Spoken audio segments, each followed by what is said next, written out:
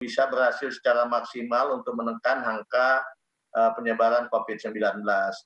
Belakangan ini malah ada gejala, ada kemungkinan akan ada kenaikan. Sebagai contoh, di Jawa Timur juga sudah ada angka kenaikan, sehingga untuk itu kita perlu sangat-sangat waspada terhadap ini. Gitu ya. Pada saat rapat yang lalu,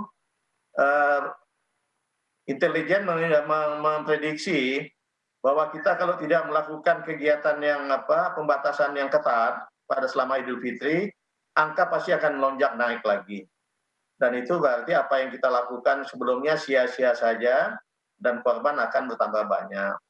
Oleh sebab itu, saya Menteri Agama melakukan banyak himbauan untuk supaya kita melakukan langkah-langkah yang lebih baik ke depan, terutama dalam menyongsong Idul Fitri, sehingga ibadah tetap dapat kita lakukan sebagaimana mestinya, namun pada sisi lain penyebaran wabah COVID-19 dapat kita tekan. Kami menganjurkan ada beberapa hal. Satu, saya menganjurkan sekali, tapi belakangan karena ada situasi makin meningkat, saya menyerukan dengan keras lah gitu, supaya satu, COVID-19 ini tidak boleh mengurangi kegembiraan kita dalam menyambut hari kemenangan. Dan kedua, saya garis bawahi kembali, jangan mudik. Karena mudik sama dengan kita membawa wabah dari kota ke kampung. Jadi kalau ke kampung mestinya kita membawa berkah atau membawa manfaat, tapi justru kita membawa mudarat. Ini sangat-sangat harus betul-betul kita hindarkan. Kemudian yang biasa kita lakukan takbir keliling, baiknya tidak usah. Dan saya sarankan tetap takbir di rumah saja. Tapi saya berharap juga masjid-masjid, musola-musola bisa menggaungkan takbir ini melalui loudspeakernya, hingga betul-betul kegembiraan menyambut Hari Raya Idul Fitri itu tidak hilang.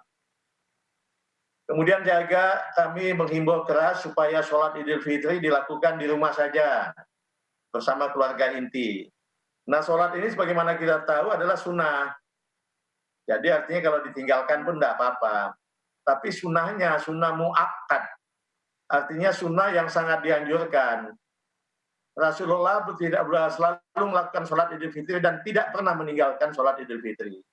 Oleh sebab itu sebaiknya sholat Idul Fitri ini kita lakukan, tapi di rumah saja bersama keluarga inti, bisa cara perorangan, bisa cara berjamaah. Berjamaah ini menurut beberapa ulama, banyak pendapat ulama, kalau ada 4 orang saja sudah boleh. 1 imam, 3 menjadi makmum. Caranya juga mudah, dapat dilakukan seperti sholat sunnah biasa, 2 rakaat. Bisa juga dilakukan seperti sholat Idul Fitri yang sesungguhnya, rakaat pertama dengan 7 takbir, rakaat kedua dengan 5 takbir. Kemudian meskipun tidak wajib, tapi bisa ditambah dengan khotbah. Jadi kembali sangat sederhana sekali. Kemudian saya atau Menteri Agama juga menyarankan supaya berlebaran di rumah saja bersama keluarga inti. Tidak usah kemana-mana dan juga tidak usah menerima tamu. Karena kembali kita tidak jelas tamu yang datang mungkin membawa virus, karena memang banyak sekarang orang tanpa gejala. Kemudian silaturahmi bagaimana? Silaturahmi dapat kita lakukan dengan melalui medsos saja. Banyak sekali medsos yang tersedia sekarang.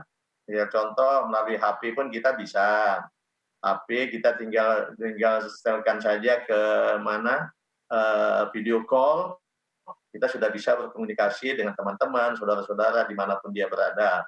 Di situ kita bisa saling bermaaf-maafan gitu ya. Karena memang bermaafan itu atau silaturahmi kan tidak harus bertemu fisik.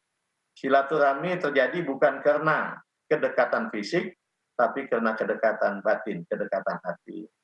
Kemudian akhirnya saya juga garis bawahi supaya betul-betul dalam situasi itu kita menaati benar tentang protokol kesehatan.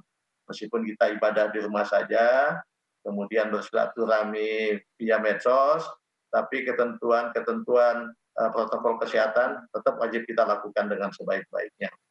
Nah ini sehingga ibadah dapat kita lakukan, kegembiraan betul-betul juga membuat kita menjadi tidak kehilangan kegembiraan kita dalam keadaan memang itu adalah hari kemenangan kita semua, tetapi juga kita terhindar dari COVID-19.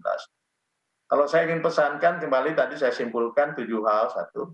Satu, COVID-19 tidak boleh mengurangi kegembiraan kita dalam merayakan kemenangan. Kedua, jangan mudik, kita garis bawahi kembali. Kemudian ketiga, takbir dari rumah saja, dan masjid musola menggaungkan takbir melalui loudspeakernya.